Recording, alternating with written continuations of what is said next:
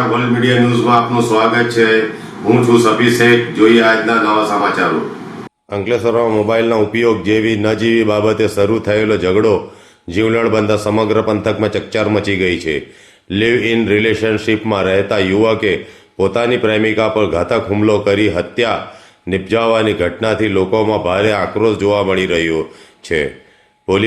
પોલીસે ગણતરીના કલાકોમાં જ આરોપીને ઝડપી પાડી કાયદેસરની કાર્યવાહી હાથ ધરી છે.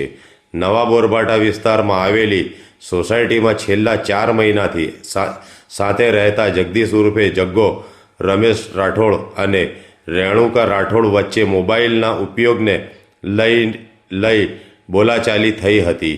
નજીવી તકરાર ઉગ્ર સ્વરૂપ ધારણ કરતા આરોપીઓએ ભારે હથિયાર વડે રેણુકા પર હુમલો કર્યો હતો.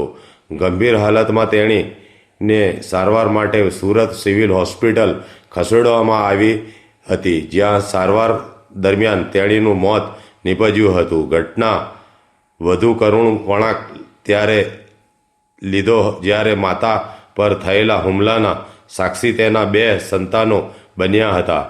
અંકલેશ્વર પોલીસે હત્યાનો ગુનો નોંધી આરોપીની ધરપકડ કરી સમગ્ર મામલો વધુ તપાસ શરૂ કરી છે.